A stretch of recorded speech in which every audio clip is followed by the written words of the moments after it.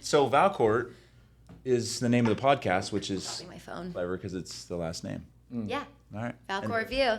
Valcourt my last View? name. And is that the name of the new Team? Oh. What's It's the name of the called team? VP Home. Okay. And so V stands VP. for Valcourt and P stands for Pennell. Yep. Pennell? Yeah. Which is Casey, my partner's last name, Casey Pennell. Casey with a C or Casey? With a P. Oh, you mean No. Casey. Casey with Casey a with a C. B. That's a new spelling for me.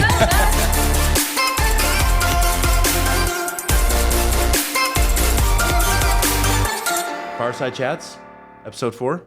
Boom. Light it, man. Light it up. Watch your eyebrows. Gone. I feel Singed. like it was bigger last This time. is cute. It's a different It environment. is. It gets really hot. It does. So if you have a weird urge to don't. Oh, Yeah. okay, that's it'll burn good you. to know. Yeah, it'll burn because you. I would be the one to randomly touch that and burn The it. last conference room we were in, I would do that, actually. It melted through the table, just All the way straight through. down. Really? No. No, it didn't. Yeah. happen. Rock and roll. Let's All right, roll. let's roll. Let's get this started. Okay. Okay. Keith, Introduce the guest. we've got Maya here today. Hey. Maya just came over to us with her and her partner. They're starting a team. Yes. Love to get to know you a little bit better. How'd you get started? Where are you from? Who are you? Go. Okay, so I grew up in McLean, Virginia, which is about 20 minutes outside of Washington, D.C. area. Okay. I have 4 sisters and 1 brother, so a big family, and we're all very close. And then, of course, my mom and dad, they're awesome. And I grew up in McLean, Virginia, and then in high school, I went to a private boarding school in Alexandria, Virginia for 4 years. So I technically left my house in middle school, and that was a crazy, incredible experience. How was that?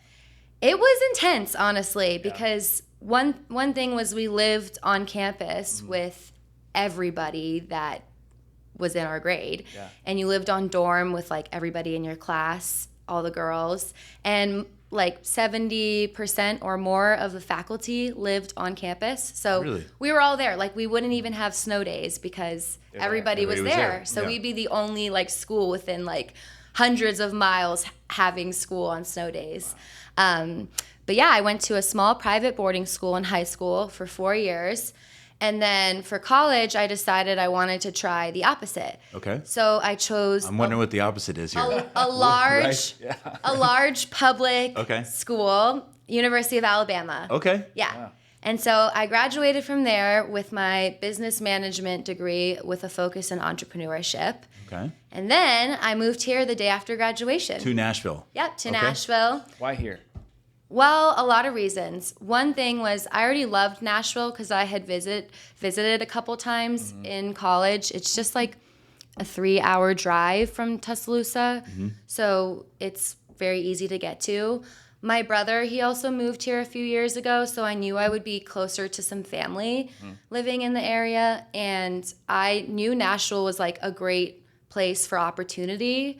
It was growing so quickly, and I also loved like how friendly everybody is around here, and you can meet anybody from like any walk of life. Like I think it's very diverse here. Agreed. And so yeah, I chose to move here and haven't looked back since. So you went to college for entrepreneurship and business management. Was it like real estate a thing at that point in time? Like how? Yeah. Was that like I want to go do this for real estate, or is it something different, or just business in general? So at the time, I actually interned for a real estate agent in college. Okay. At Keller Williams. She was a part of Keller Williams, and It started early. It did. Yes. The seed was planted. Yes. I helped her with her business. With her own clients, but also she had a home concierge business on the side. Okay. So I just kind of learned about the real estate world through her, and it opened my eye up to it and made me realize like this is the path I want to go down after college, and I did. That's awesome. Yeah. It's so rare that somebody goes into college and like out of college wanting to do real estate. It's usually something else, and then they kind of migrate. We all fall into it. Like maybe we had something that led us to it, but we all fall into it. Like, But I think everybody that's in it is like, man, if I could have just done this right out of college, what would that look like? Yeah. And so you did that. Yeah, exactly. And so I ended up joining Mark Spain as soon as I got licensed. And how long ago was this, Mark Spain? This was a little bit more than 2 years ago. Okay. And so that was your first real estate job? It was my first real estate Outside job. of the internship? Yes. Okay, cool. And of course, I mean, he's got billboards everywhere, right? Like, let's jump on that team. Not lacking any marketing. No. So Mark Spain 2 years. yes. And Mark Spain 2 years, and then now we're at KW. Yes. Now I'm at KW, and I just started a team with my partner Casey Pennell. Casey with a P. Yes, Casey with a P. And it's called VP Home. I love it. And we just started it a week ago. So yeah. And so I think what's cool is with Mark Spain. I mean, there's a lot of transactional knowledge that you have there, right? I mean, how many families did you help during that 2-year stretch? I closed over 100 transactions.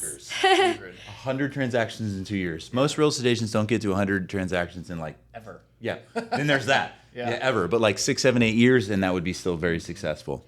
Yeah, last year was about 52. That's awesome. And Bananas. more than 40 million in sales volume. Last year. Total. Total. And then last year, like 50 plus houses. And then total 100 plus houses. That's awesome. I love it. Yeah. That's pretty amazing. So I have a lot of experience, which is awesome. So I got a question here. So you're 100 houses, 100 families in, starting your own real estate company. And so what do you tell going back now to first year Maya, right? Like I'm just getting into the real estate. You now have 2 years under your belt. You've helped 100 families. What would you tell first year Maya right now? I would tell her just keep going. Yeah. It's normal to feel a little bit scared or lost, but you're moving in the right direction, and you're going to be so proud of yourself if you just keep trying and never give up. Never, ever give up. I love it. That's good advice for anybody. I mean, it is. Yeah. This business is difficult, and it gets in your head. Yes, And it does. it's it's cutthroat in the is. real estate world. It is for sure. So you've got 100 families that you've been able to help in a 2-year stretch. It was pretty amazing. Yeah. What do you think like is kind of your superpower, right? Like what I mean, people don't do that. That's not like a thing, right? And so Ooh, I like that question. You know what I mean? So what would you attribute, do you think, to that? A lot of things, but one thing I want to say first is breaking the ice. I think I'm pretty good at making anybody feel comfortable in conversation with me, and I think that's really important when you're a real estate agent, because really one of your first jobs is to figure out like your client's needs, motivation, wants, and if they don't feel comfortable talking to you or you don't feel comfortable talking to them, you're not going to learn anything about each other. And you need to. And also your client should feel comfortable like opening up to you about what it is exactly that they're looking for and that they need. And a lot of the times I've found in real estate, like it's something big, like people move because they're getting a divorce or somebody just died, or sometimes there's a health issue or big family. Like there's so many different reasons, and a lot of times it's really big deals to the clients. So they might not want to just tell anybody exactly what they're trying to do behind the scenes. So if you can make them feel comfortable and break the ice with them, then you can help them easier. Yeah. And yes, true empathy always. I love it. Yeah, and it lowers that wall, so then they're able to share, like, here's the true reason why we're going through this process, right? It's usually those first 2 objections or those first 2 answers are not real. It's not that they're maybe a lie. It's just that they're not the real core. This is why we're making a decision.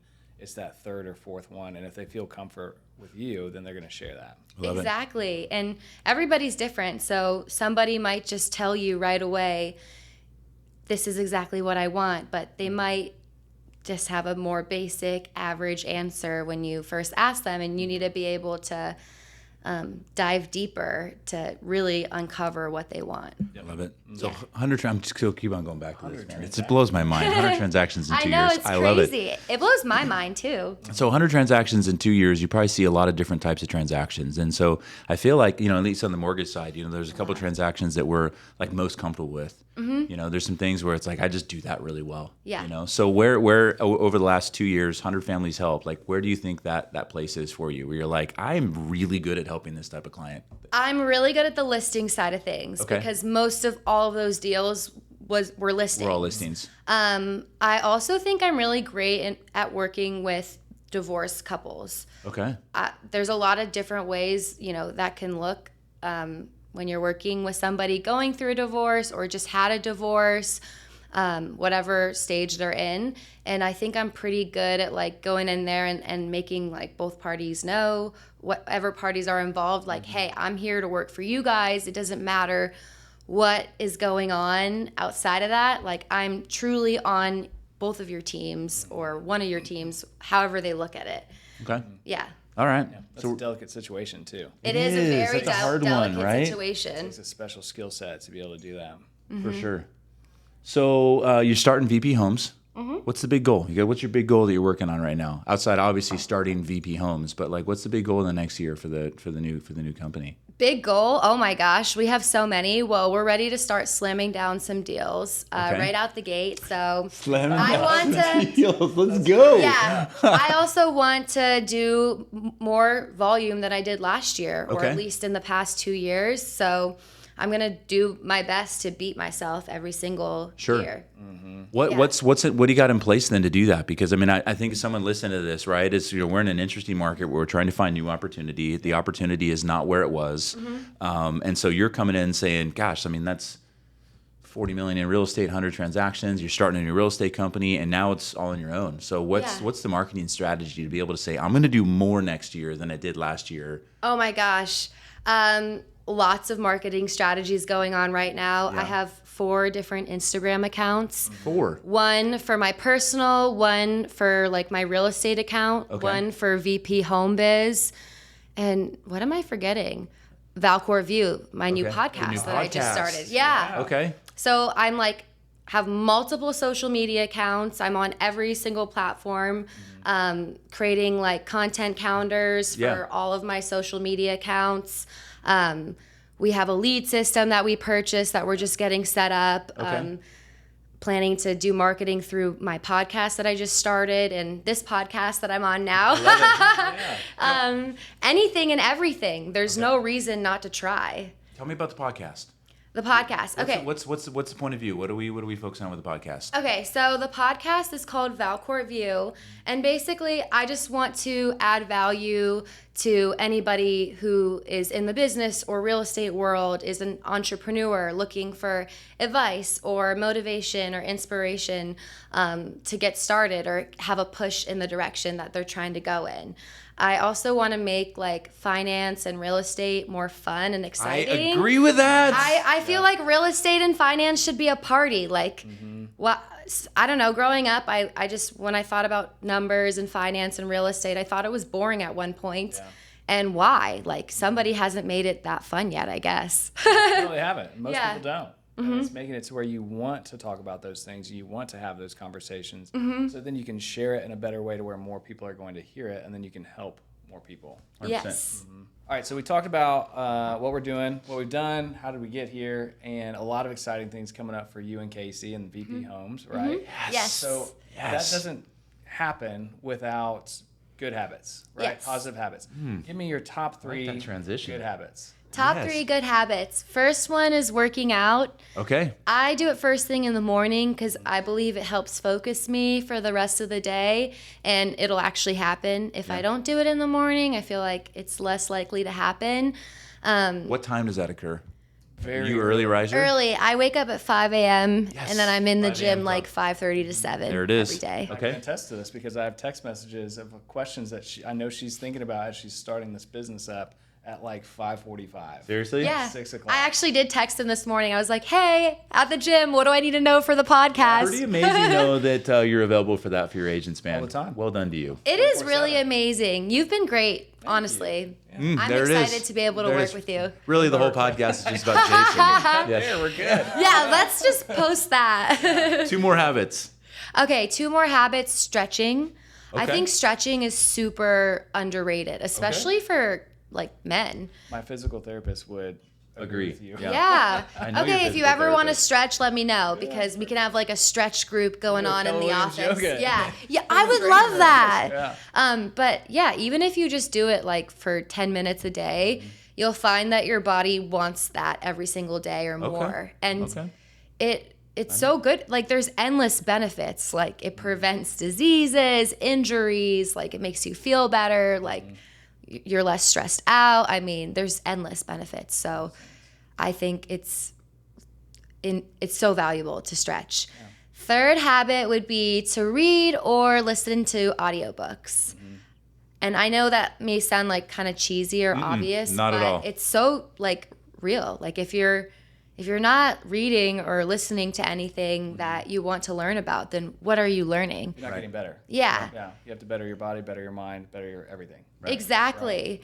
And you can learn like so many different ways, but I really think like reading or at least listening to an audiobook is super valuable to do. And I say that also because growing up, I was always told to read. So I think I started to like rebel against the idea of reading, especially since my dad and my sister, they could read like 1 to 3 books in one day, and I was a slower reader. So I felt like intimidated, I guess, by reading and kind of wrote it off. And I just didn't acknowledge the fact that it doesn't matter if you read fast or slow, or even if you listen to the book. As long as you're doing it, you're learning something, and it's gonna help. It's gonna be helpful for you and your business, and if you're a real estate agent. I love it. Especially if you're a real estate agent. Yeah. Awesome. That's great stuff. We've got a new segment. I'm excited about this new segment. Ironically called Rapid Fire. Yes. Where what are I we wasn't gonna calling it rapid fire, but you did it.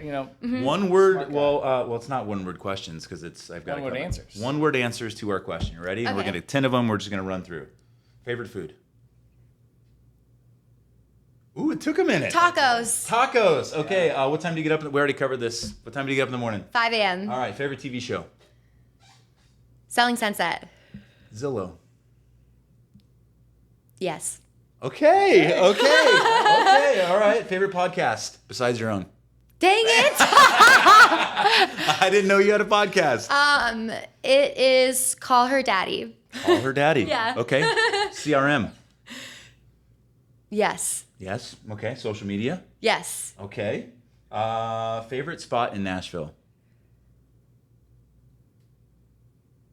A lot of good places. Doesn't have to be a restaurant.